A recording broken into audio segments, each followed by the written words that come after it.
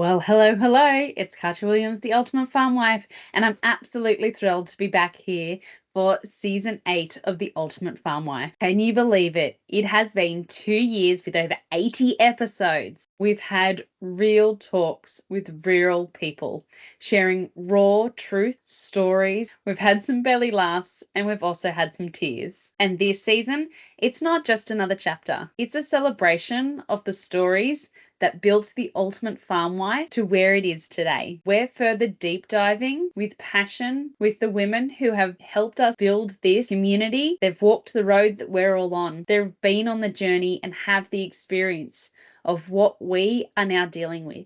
This season is sounding a little bit different to usual, and that's because it is. I've combed through the archive and pulled out many of our Ultimate Farm Wife alumni to re-interview, to jump deeper into their stories, and to answer some of your questions, which over the 2 years you have written into me personally to ask. I'm bringing back some of your favorite guests, the ones who made us laugh, they made us cry, and they made us think differently about where we are in our journey and how we can learn from their experience and their life lessons. This season, we're asking, where are they now? What's changed on farm with their families? What else have they learned along the way? Because this podcast and this community was never about the surface stuff. It's always about finding out the problem solving and the deeper dives into these stories and how we can take their little gems and implement it into our lives, improving our journey of marrying a farmer, moving to the land, and integrating into or back into a family farming business. You're not just the audience. You're here because these stories resonate, because you want to learn from them, because you're living the same lives as many of the women who are brave enough to share their journey. So whether you're integrating into the family farming business, whether you're moving to the farm for the first time, whether you're working out how to manage being in the same business as your in-laws, your siblings, you're juggling babies, book work, living somewhere removed from your friends and family, living rurally and remotely, wondering if anyone else gets it, and finding out that they do right here on the podcast. We see you, we feel you, we understand. So this season is tailored for you, for the women who are knee-deep in all of it, who still show up, who still have passion, and for those that need motivation and help. As always, these have never just been about interviewing. They're check-ins, their catch-ups, and their problem solving. So grab a cup of tea, and if you're down the paddock or in the house, down the yards or in the car or ute, buckle up. This is going to be a fantastic season. Let's keep going on this journey together. Welcome to the Ultimate Farm Wife podcast. On this channel, we're going to be discussing all things marrying a farmer, moving to the land, and becoming integrated with a family farming operation. Whether you're moving to the farm for the first time or whether you're moving back into a family farming operation, we discuss the ins and the outs of all of it. So let's jump into today's episode. And let's welcome our first guest for season 8. Today we have Natasha Yarrington from season 6, episode 6. So that's episode 65, Finding Silver Linings, Dealing with Narcissism in Family Farming with Natasha Yarrington. Natasha, thank you so much for joining us. Can you believe it has been 12 months since we sat down and recorded this episode? Absolutely not. Time flies, doesn't it? Thank you so much for having me back again. I'm excited to be here. It's my absolute pleasure. So Natasha, for those who are new listeners who may not have listened to your episode before, I will link it in the show notes, but can you tell us a little bit about yourself, your family, and your farm? Yeah, absolutely. So myself and my husband run a dairy farm on the mid-north coast of New South Wales. We milk usually around 120 brown Swiss cows. We're back a little bit at the moment just with the season and how wet things have been. We've got our 4 children here with us who are 10 to 16. We homeschool our kids, so they're here on the farm with us all the time. You can probably hear some background noises.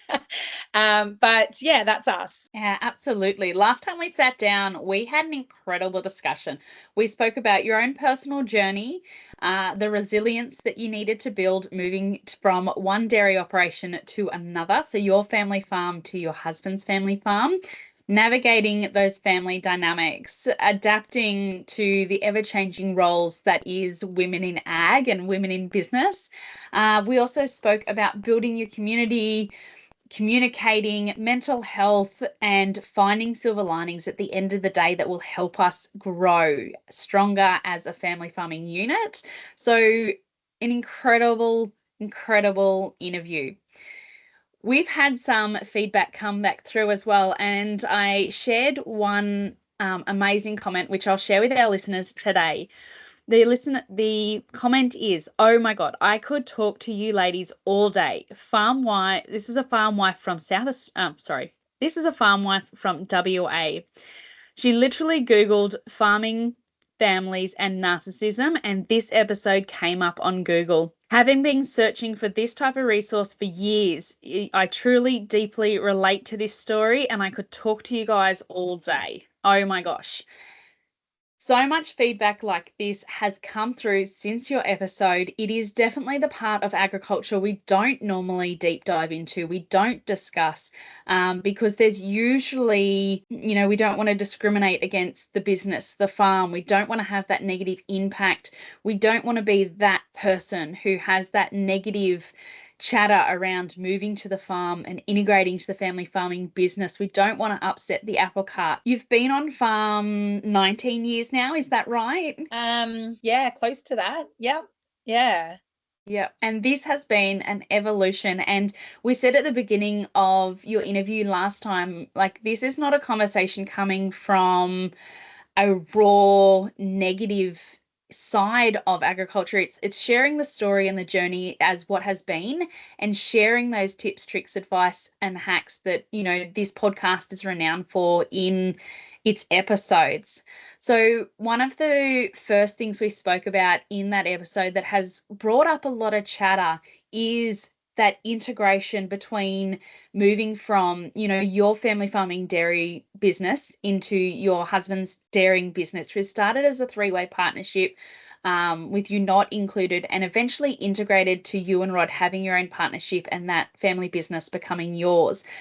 Massive transition over, what was that, 14 years? Yeah, pretty much.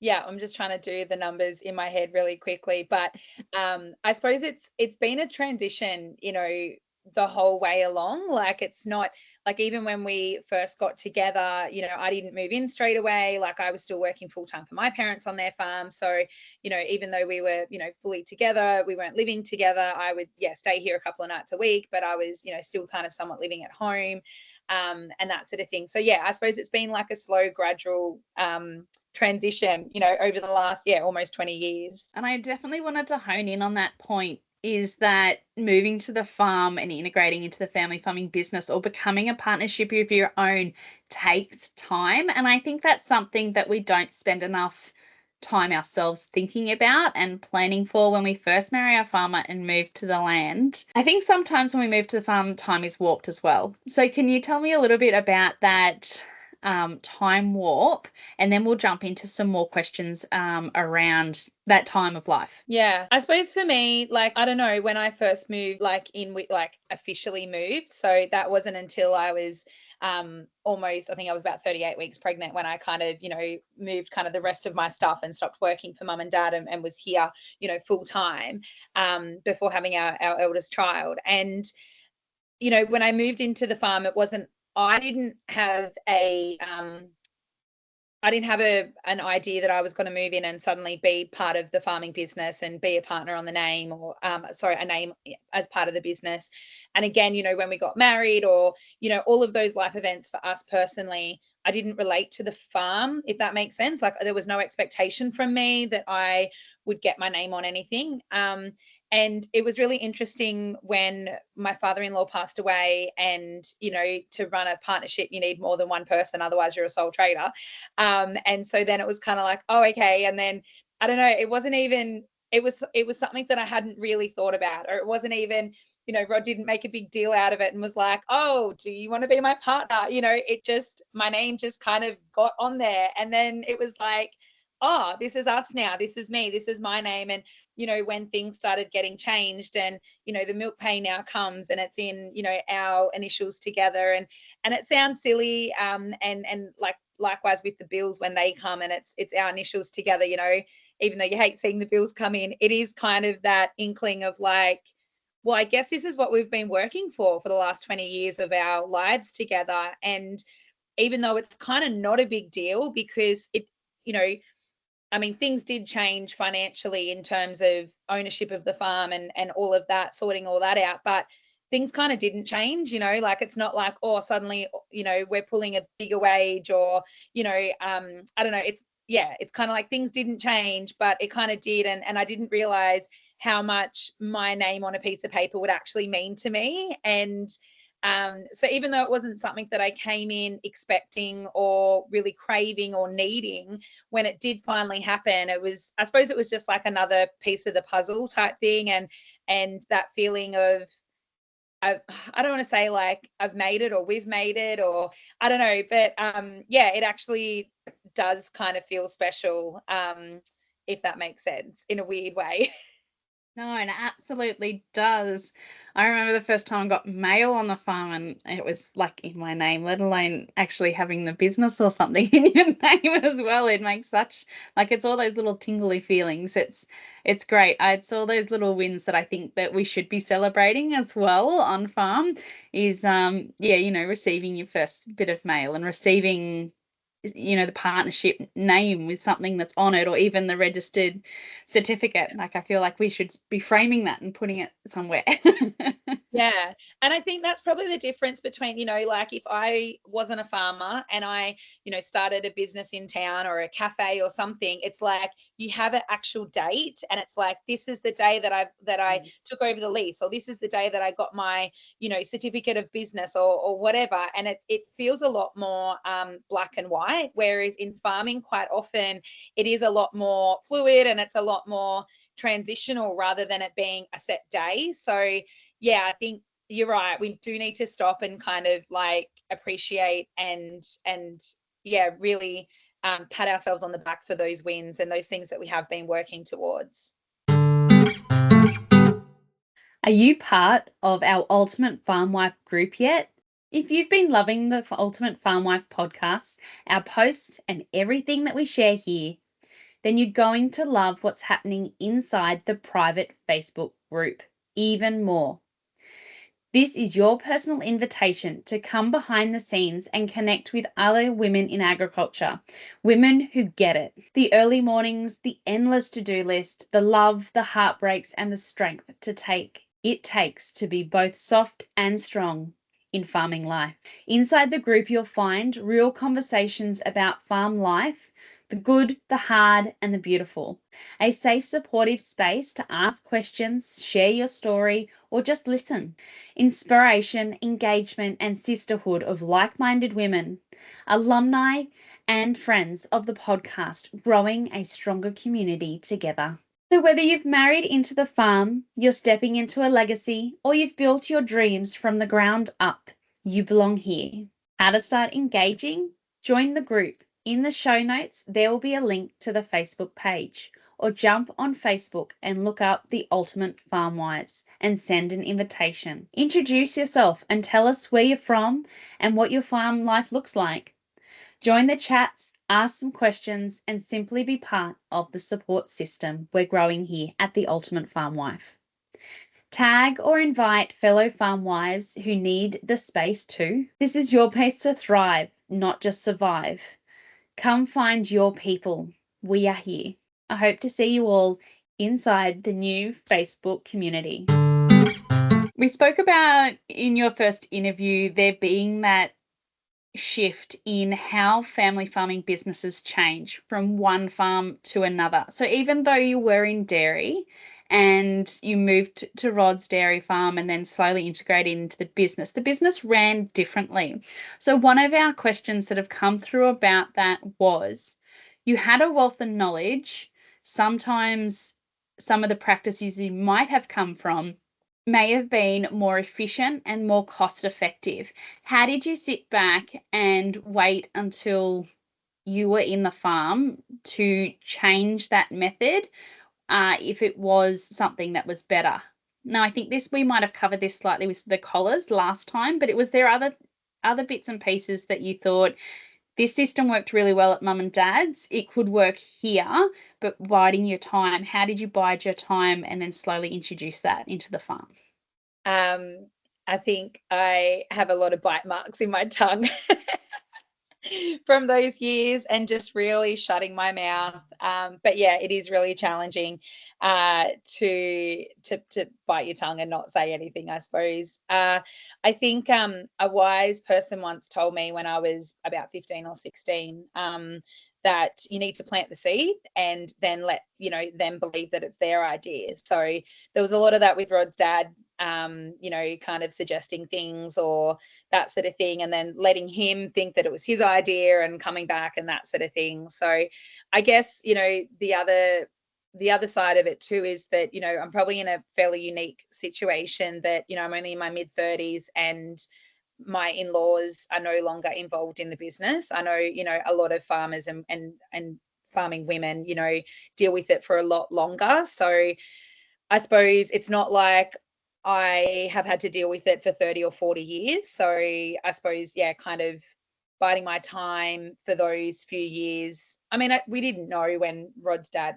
would pass. And in some ways, it was quite sudden and quite soon. But yeah, I guess had it have been much longer, I think it would have started to become a real struggle. Rod has always been quite progressive in the way that he farms. And so I think he's probably dealt with a lot more of that than me because he has been here farming full time with his dad for longer than I was on the scene. So yeah, he's probably dealt with more of that and that frustration than me. But I guess, from an advice point of view, I think it's, kind of planting the seed and making them think that, it was their idea. And yeah, just kind of picking your moments. Like there's times when that you know better and you it's okay to say something, and there's times when just to stand back and just let it be, because what's going to be worse, what you're going to cop type thing, or just sitting back and letting it be. I think the other side of it too, for me personally, is a lot of the side of the farm of Rod's farm that probably wasn't running to the best of its efficiency or capabilities was the herd and the herd management side of things, and that was where my experience lied. So I felt reasonably confident coming in, knowing that there was very little expertise from Rod's dad. So kind of coming in and saying, I'm going to pick the bulls to use for this mating, or, things like that. Whereas there probably wasn't a lot of backlash because he knew that he didn't have the expertise, or he certainly didn't have the passion, I suppose. So it wasn't really an issue with me saying certain things. Had I come here telling him how he should drive the tractor or what paddocks he should go and mulch first or plant first or something, I probably would have copped an absolute earful. But yeah, kind of knowing what areas to put my 2 cents in, I suppose. Yeah. And I think some of that comes with experience as well, just learning the family dynamic, learning what everyone's roles is, and that takes time as well. So I guess to add my 2 bob on the end of that question as well would be, don't be afraid to sit back and document 12 months, 2 years on the farm. And sitting back doesn't necessarily mean that you're putting your knowledge and putting your experience on the back burner. It's learning as well, because quite often when we come to that family farm, they do things for a certain reason. It might be different soil, it might be different climate, it might be whatever it is. And we can also see where different efficiencies and things can happen over an extended period of time. So if we sit back for 2 years and document and think and learn and approach it from a curiosity point of view, then that can help everybody and it smooths the transition. So we're not saying sit back and bite your tongue from a submissive point of view, but more a curiosity learning point of view. And I think in the meantime, like that was always my, like I always just jumped in and helped. And so even if I literally kind of just went back down the rung to the shit kicker, the rouseabout, the whatever, that was building trust from my father-in-law's point of view, that I was keen to just jump in and give anything a go and just help out. And so, you know, I think that's the other flip side. You can't expect in any situation to walk into somebody else's, you know, somebody else's business, somebody else's farm as a newcomer and, you know, come in with no buy-in essentially and just be like, I think we should do it this way. There's got to be some level of trust. And so whilst you're, you know, sitting there biting your tongue, show that you're exactly curious and want to learn and want to, I suppose, prove yourself, if that makes sense, and allow that time for, you know, your in-laws or whoever it is in that situation to learn to trust you and to build your skills in the meantime as well. But yeah. That sort of fits in nicely maybe with the next question, because somebody has asked in, how did you find your freedom in those early days when you felt like every move you were making was being nitpicked, when every, you know, choice that you made was the wrong choice? How did you find your freedom? Was it doing some of those, you know, more unpoliced jobs, like the shit kicker jobs, as you said? I think two parts to that point of view is that when I first moved onto the farm, like fully moved onto the farm and was here, you know, full time, I literally had a newborn within a couple of weeks. So in those early days, like prior to that, you know, I'd spend a lot of time at the farm with Rod, but it was like on weekends and my days off or, you know, nighttime. So I wasn't kind of around the farm as much as suddenly what I was when I had a newborn and I wasn't working. So I wasn't like, it's not like I stepped in and I was suddenly working here full time. So I suppose, again, kind of talking about that transition, it was a real transition then from when, you know, having little kids and babies right through to, you know, being able to do more on the farm. So by the time I was at that point of kind of doing a bit more on the farm, my kids were a bit older. I'd been here a few years. It wasn't, does that make sense? It wasn't like I just jumped in. And so the other point of view is that I didn't feel comfortable being here with a newborn baby and just being made feel like, yeah, every move was being watched. I know I talked in my last episode about my mother-in-law always nitpicking if she saw my husband hanging washing on the line or, you know, things like that. She would nitpick to him about, you know, why isn't she doing her job and whatever. And so I actually spent a lot of time in those early days off farm. I spent a lot of time and you know, with little kids, as you do, I spent a lot of time at playgroups and friends' houses and finding my village. My husband was working, you know, what felt like 24/7. So it was often easier for me to just pack up and leave the farm and leave all that crap and go and get support from my friends and that as well. So yeah, that's probably how I kind of coped with a lot of that nitpicking and stuff. It was really, yeah, it's really interesting because if I knew that she was going out for the day, I'd arrange my week and I'd stay here on the farm and do a little bit more. But yeah, certainly just kind of jumping in and doing those, you know, shit kicking jobs, cleaning or just organizing things and just, I don't know, I suppose kind of trying to somewhat stay out of the way, but also feel like I was contributing. I would go up and feed the calves most milkings. So, and that, you know, just meant that I was, yeah, able to kind of see Rod and hang out with him a little bit. And, you know, as the kids got older and I could do more and they'd run around and play while I was feeding the calves and that sort of thing. And yeah, I mean, it is really frustrating when, you know, we weren't getting paid any more out of the business because I was, you know, like doing some manual labor type thing. It's not like, oh, you got paid to go do that. And then when you've got someone, you know, literally sitting there complaining about me and you know what I'm doing on the farm, it's so hurtful and it's really hard to kind of overcome that and oversee that and just kind of, I suppose, big picture, I suppose just kind of zooming out and going, well, it's not about today or tomorrow or this week. It's about our long-term goals for us as a family, meaning me and my husband and my kids, not, you know, my in-laws when I say family, and just focusing on that and the long-term goal. Yeah. This is your save the date. The countdown is on for the return of the Harvest Her Power Farm Wives and Females in Agriculture Empowerment and Skills Conference, February the 23rd to 24th, 2026.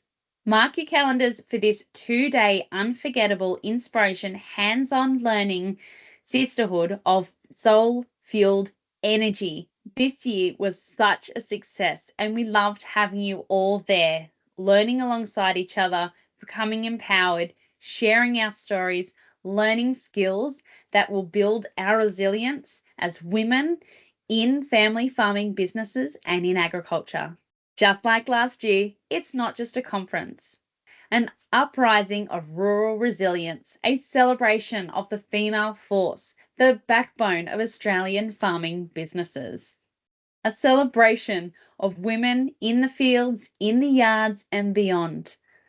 Just like last year, I'm curating another power-packed lineup of dynamic speakers and skill-building workshops hosted by thriving women, and skill-building workshops hosted just like this year to help you grow, thrive, and lead. Whether you're managing the farm, running the books, raising a family, or moving to the farm for the first time, be a part of the community that uplifts and supports. Share your story and learn from the lady next to you. Walk away energized, equipped, and empowered with new skills that you can actually implement into your life, into your family, into your farm, and into the agricultural industry. In the show notes, you'll find the link to the 2026 event. Make sure you tag a friend and share it with those who you know would love to come.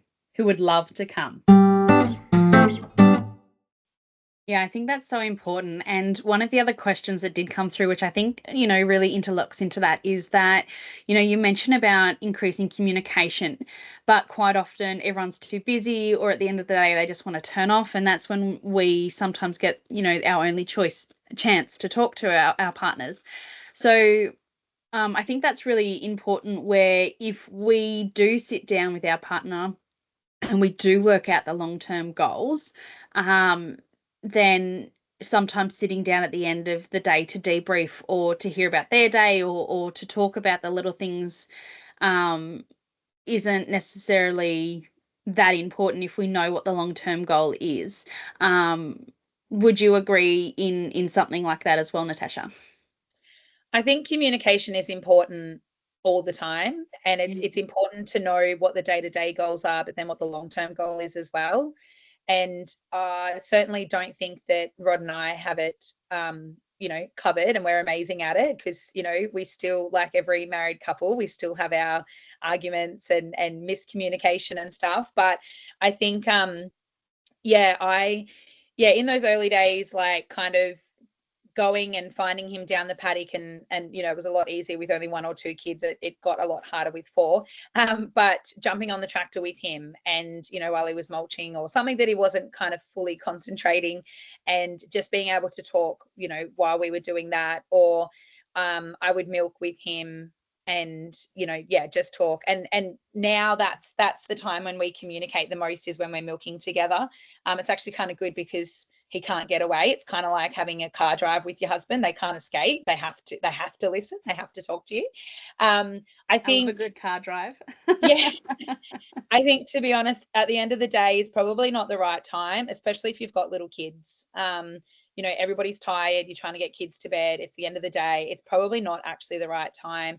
I would suggest, breakfast time is probably, like after breakfast is probably, a better time. And it's hard because, I come from, obviously dairy farming, which is very different to cropping or beef or any other agricultural industry. And our days are all structured really differently, and everybody does, different things on their farm. But if at the end of the day is not working, try and find some other time that fits in. And, I think it is just communicating. It's as simple as that, just talking about it, just nutting it out.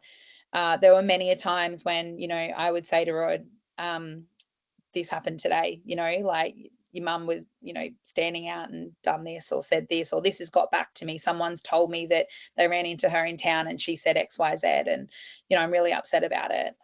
And it wasn't that, every time I told him he would rush straight up there and give her an earful. Like, it wasn't that at all. And that's not what I wanted him to do. I just wanted him to know and to understand and to hold me and to say, it's not you, and, we'll get through this type thing. So I think it is just communicating and just talking, both about the everyday things and the long-term things. And something that we didn't do this when the kids were younger, but something that we do now, we sit down every Sunday morning after breakfast and we do our weekly chat. We talk about farm priorities for the week. We talk about the kids. And we have about an hour where we have, a team meeting essentially about, what is going on.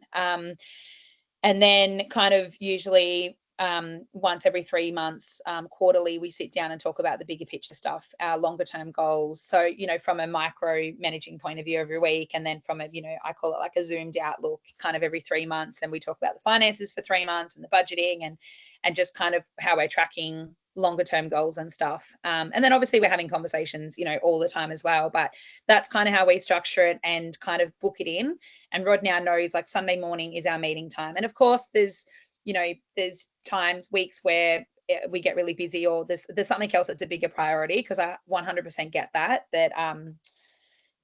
everyone's always too busy. But find what works for you. And if you're talking about a conversation where you're pulling your in-laws in as well, I think just keep working on it, just keep talking, making the conversation as to when can we do this, and just setting aside a time. The best thing for us was to pull in an external facilitator. And so if you've got the resources to do that, and there are plenty out there, the rural financial counselling services and things like that are free for farmers to access, lean on those supports and get an external facilitator in to sit down and help. And then if it's a scheduled time, nobody can kind of back out essentially, and it happens, if that makes sense. Hopefully that's helpful. Absolutely. How did you approach bringing the external facilitator into the family chats? Because I know that in itself is quite a goal to set and to get into the business. So how did you approach that? We tried once, probably at least twice before we were successful. I remember we paid, I can't even remember, it was a lot of money for a facilitator to come on farm. We'd organised it for 7 o'clock at night when it would suit everybody, blah blah blah. And Rod told his dad, and his dad just flat out refused to come. So we ended up paying all this money for this succession planner to go through stuff with us that was completely useless. In the end, the facilitator that we used was someone that his dad trusted. It was someone that he'd worked with. He was previously a rural financial counsellor, and then he'd gone out on his own, has his own business as a farm consultant. And it was just that his dad trusted him. That's what it come down to. So, I think, from his dad's point of view, to be in your, 70s, early 80s and have your, son or daughter-in-law say, we've got this guy coming to talk about how we're going to, run with succession, it is quite daunting. So I think, just having someone that he trusted, it was actually the consultant knew what our goals were, and he was the one that actually brought it up with my father-in-law. So it didn't actually come from us. It come from the consultant saying, hey, I think it's a good time we start talking about this and have a meeting about it. And how would you feel about that? So I think that was the gold and the key to it in the end was, someone that he trusted. Yeah, some absolute gems there. Definitely worth bringing up a couple of times before we hit gold. I think we spoke about that as well when we spoke about counselling last time we chatted. Like it's not something that you just try once and you might get the perfect fit. Like sometimes you got to go through a few counsellors, and that's hard because you're usually reaching out for help when you really need it, and you sort of feel like I don't have time to be re-explaining my story and how I am and what's happening to lots of different people, but it's worth it to find the right fit, to find the right help, whether that's in succession or whether that's down talking about our mental health. And I think just on that, like, just because you find one counsellor that you click with for one situation, one challenge in your life, doesn't mean that they're going to be the person that clicks for other challenges in your life. So again, having the confidence when, something else comes up to find someone else to go searching, because, they might have been great when you were dealing with grief or something else in your life, but dealing with a different scenario, they may not have what you need from them, and it's okay to go and find someone else. I mean, it's no different to having a circle of friends. We don't always go to the one friend and tell all of our problems to. We have different friends for different problems and different reasons. The Barnyard Language Podcast is honest talk about running farms and raising families, hosted by us, Katie and Arlene, an Iowa sheep farmer and an Ontario dairy farmer with 6 kids, 2 husbands, and a whole lot of chaos between us. We talk to guests who have life experience that's relatable to parents in agriculture and offer resources, perspective, compassion, a few swears, and lots of laughs. Whether your farm is a raised bed in your backyard or 10,000 acres. Whether your family is in the planning stages or you've got a dozen kids. If you've ever had a car seat in a combine, a stroller in a stable, or you have a toddler or a teen in your tractor, this is the podcast for you. Subscribe to Barnyard Language today on your favorite podcast platform. We talked about changing all the hats and the family dynamics in your last interview. And sometimes those changes were you pulling back on what capacities you had, what roles you could do in the farm. And sometimes those changes were implemented from the farm on you. So when it was the farm dictating a change, how did you deal with that? Yeah, okay. I guess it's like any other challenge in life. You have to work out a way through it. And I guess the first thing is acceptance. And so I suppose trying to understand, why that's happened, and then being able to understand it and then move on or not move on, allow yourself to sit in that for a bit before moving on and working out, what's best for you. And I think if you within yourself have a really good set of values and morals and what you stand for, then coming through those challenges are a lot easier. Hopefully that makes sense. Natasha, when you were answering that question, you said allowing yourself to sit in that for a bit before moving on and working it out. Can you tell us a little bit about that process, what that looks like for you, and how that might translate to someone else trying to accept roles that are being placed on them?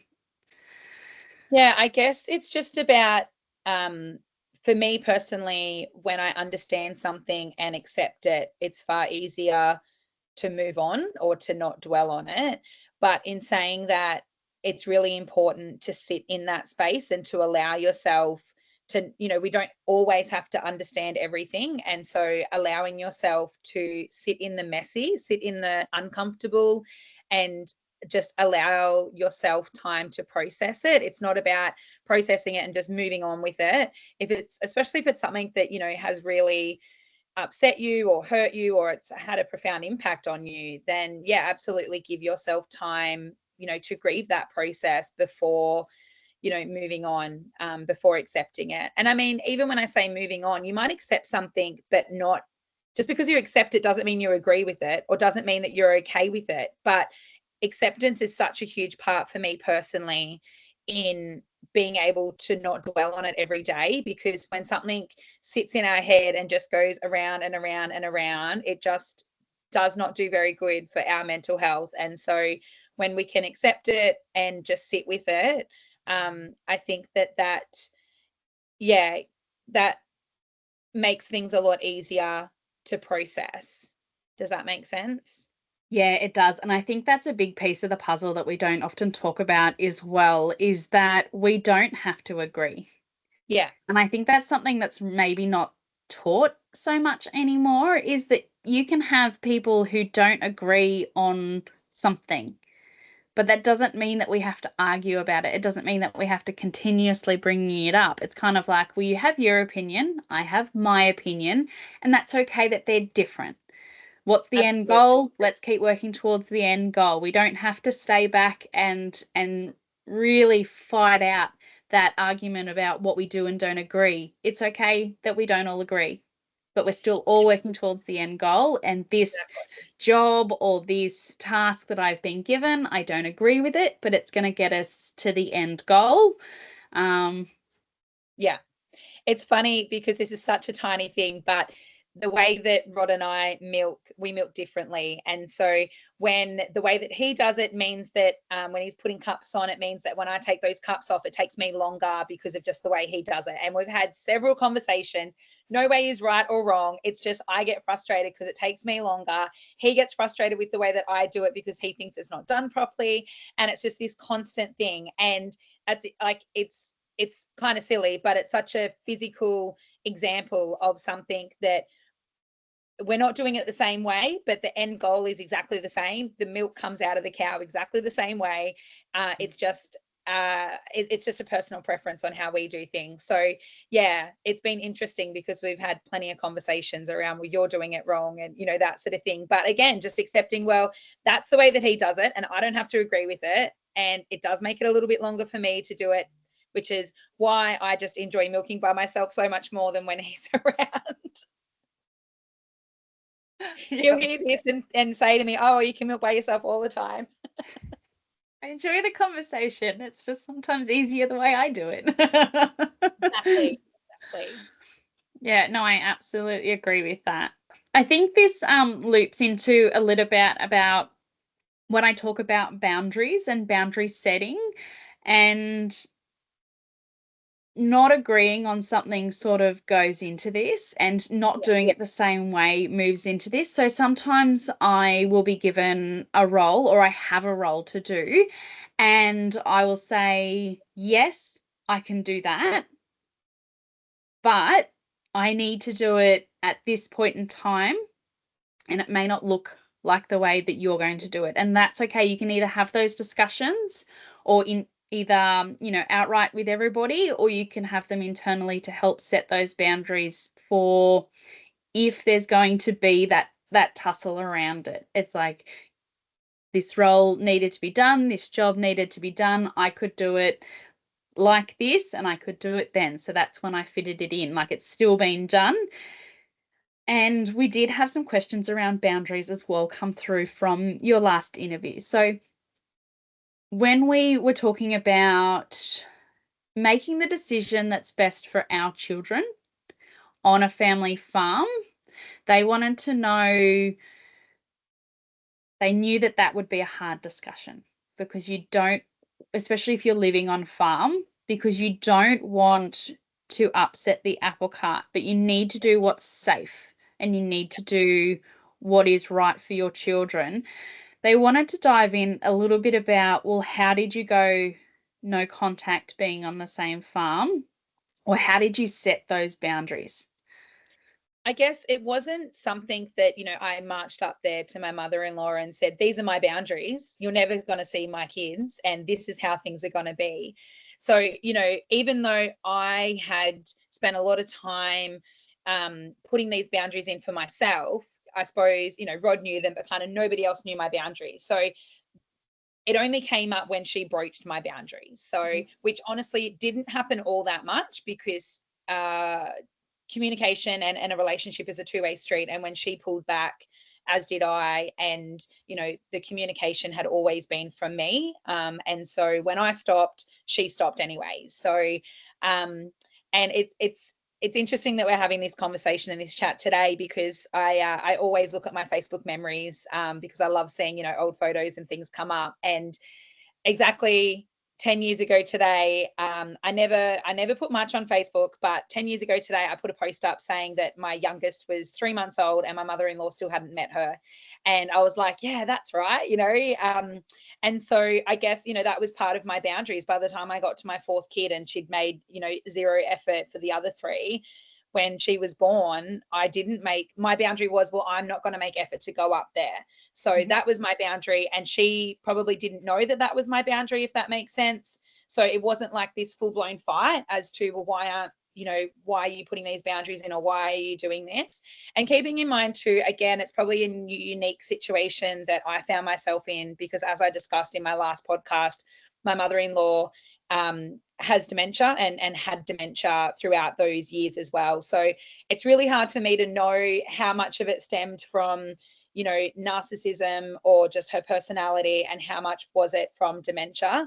And I think for me, I'm getting off the topic a little bit, but for me, a lot of my healing and stuff has been the acceptance that a lot of it probably did come from her dementia. And so there's a lot more acceptance and understanding when it comes from that point of view, rather than a nasty, narcissistic, not very nice person point of view, I suppose.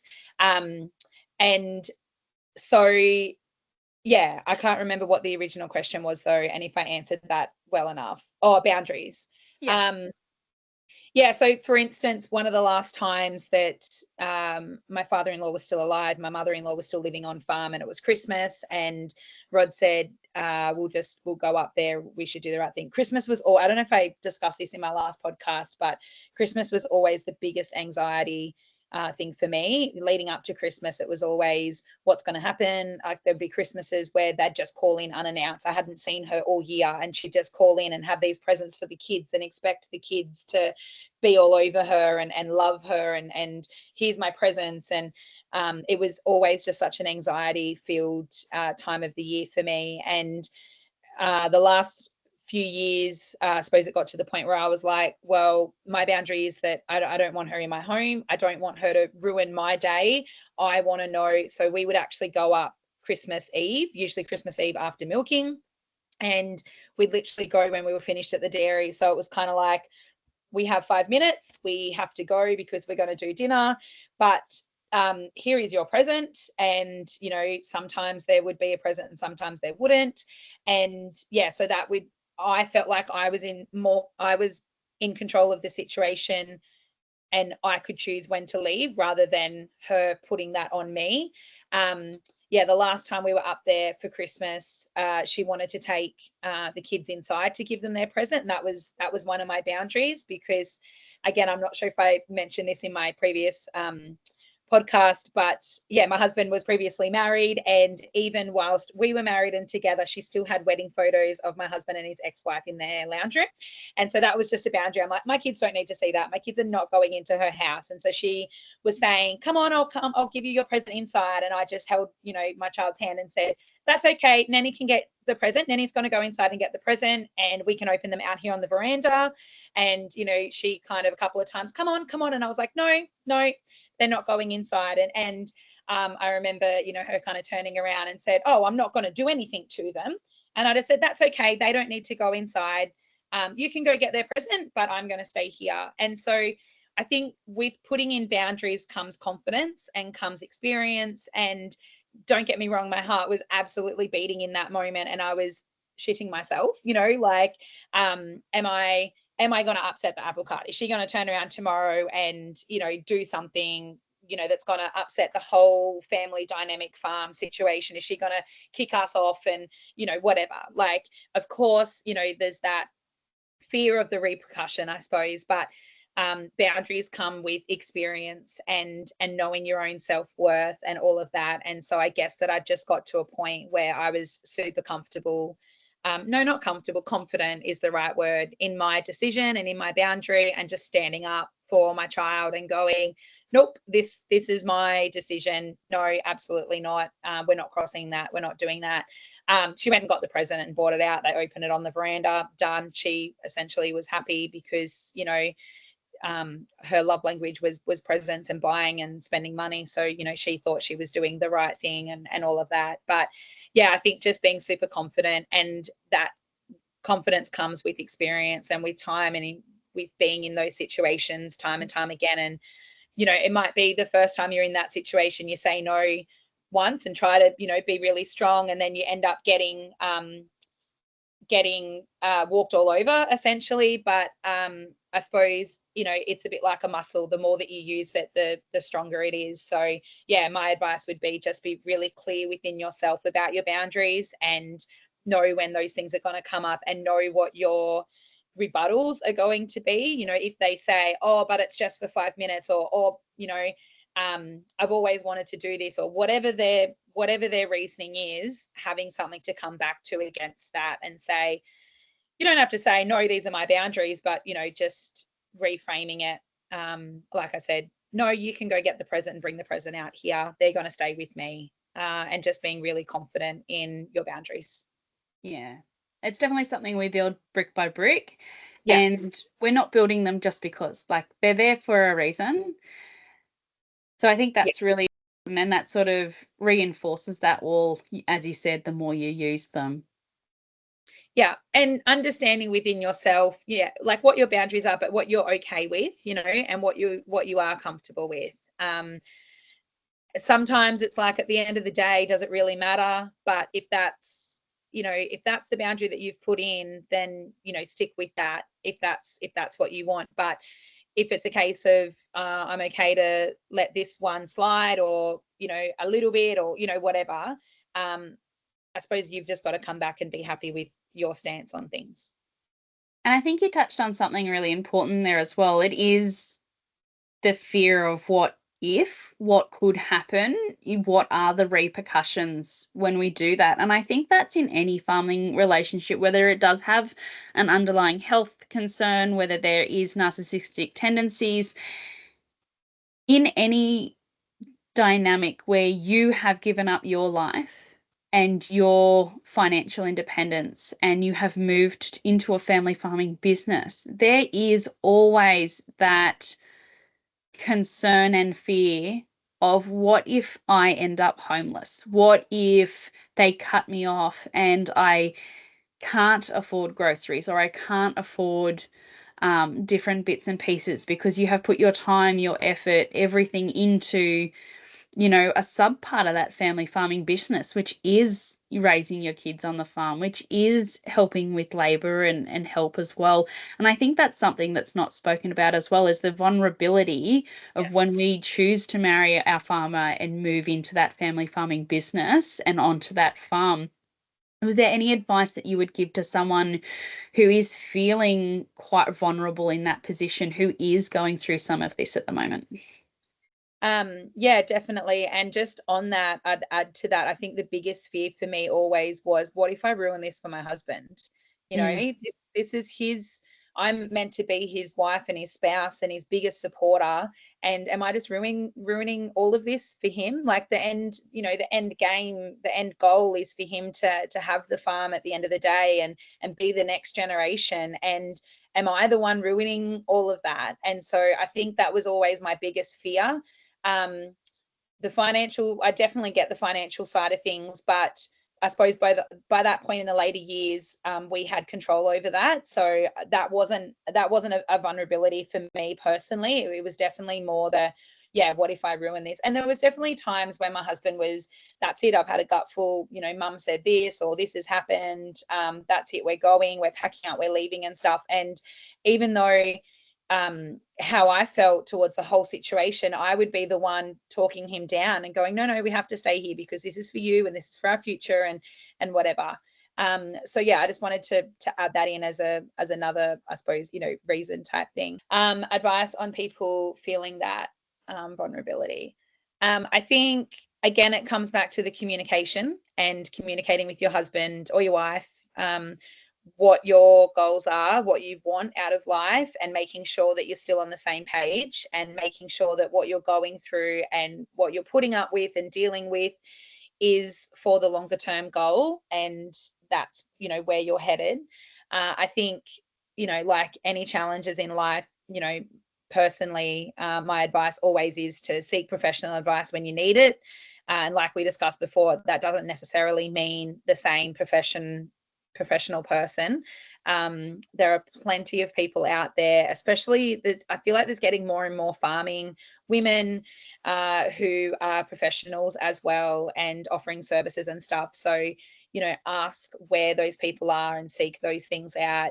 Having a really good network of people around you that that get it. I've always had a circle of friends around me, my farming friends, that, you know, they get when I'm complaining about, you know, the mud, or when we're in drought, or, you know, whatever I'm complaining about, they're complaining about the same thing. I shouldn't say complaining, that sounds really negative, but they understand because they're going through it as well. Whereas, you know, my friends that I'm friends with because we have kids the same age, or, you know, I connect with on a different level, if I'm complaining to them about the mud or the drought, they just don't understand it. No fault of their own, but it's just not their personal story. So making sure you've got people that you can reach out to and talk to and get that support from. And yeah, like I said, just communication, like especially with your husband, just making sure that you're on the same page, that he understands what you're going through and from your point of view. And yeah, and I suppose just, you know, vulnerability comes from not being confident. So if there's something you can do to grow your skills or your understanding or that side of things, that's going to help with your vulnerability. So do what you can. I mean, the ag industry is amazing, and especially the dairy industry, for the opportunities that are out there in terms of personal growth. So take those opportunities and really grow yourself and your confidence, because that's going to help with your vulnerability. Yeah, absolutely. And usually when you're leveling up those skills or you're building those networks, it also gets you off farm for a little bit so that you can rebuild that confidence, because sometimes that is a key part to rebuilding that confidence. If you're enjoying listening along with us today and learning some tips, tricks, and advice, then please like, subscribe, and even share this interview with someone who you think would need to hear this information, or who might benefit from other interviews done right here on this channel. Now let's get back into today's episode. So Natasha, let's end on a positive note. So what aspirations do you have for the future in terms for the growing of the farm? Last time we spoke, you just put collars on all your cows, and you were, I think, about 50% turning the herd from a bits and bobs herd into a stud herd. So what's going on for the future for you and the family and the farm? Yeah, we have some really exciting things happening. Nothing's locked in just yet, so I don't want to spill the beans just yet, but just in terms of like really looking towards the next 10 to 20 years on our farm and for the next generation, I think, you know, the last 10 years has really been about, you know, going from Rod's parents' generation to our generation, and now it's really time for us to make our mark on the farm and the business, and yeah, really future proof it and set it up so it's ready to go for the next generation, whether that's our children or whether that's a leasee or a manager or somebody else for the future. But yeah, just really get things set up. And yeah, the herd is going great. It's really exciting. I think breeding cattle is one of the most exciting things you can do, because you see that generational thing. We showed at Sydney Show again this year, which we've been doing every year for the last 4 years. And we actually took one of our one last year. We took her daughter as well as her this year, and it's just, yeah, breeding cattle and seeing those similarities that come out in the daughters from their mums and stuff, I think is just so exciting. That's my passion, and that's what gets me going and stuff. So yeah, in terms of the kids, you know, they're all just growing. It's such a cliche, you know. I remember when my eldest was born and someone said, oh, you know, like it just goes so quickly, and I remember kind of rolling my eyes thinking, gee, you're not with me at 2 o'clock in the morning when they've been up screaming for 2 hours. But yeah, eldest is 16 now and at TAFE and has her L's and has a job, and our second eldest has a job, and it's just life just goes on, and it's really exciting where we're at and where we're going. And yeah, really looking forward to the next, you know, 10 to 20 years of our farming careers and what that's going to look like. And yeah, like I said, making sure that we set it up so it's a sustainable agricultural business into the future. Absolutely. Well, we look forward to seeing more things coming from you and your family farm. And thank you so much for sitting down, doing this annual chat, providing more tip, tricks, hacks, and advice for the Ultimate Farm Wife community. We are so glad to have you as part of our alumni. Everybody, Natasha give her a round of applause. Thank you so much for coming on. And we'll link everything in the show notes for your socials, as well as for your previous episode. Until next time, everybody, please subscribe, share with someone who you know needs to hear this or would like to hear this type of information, and we'll see you in another episode. Amazing. Thanks for having me.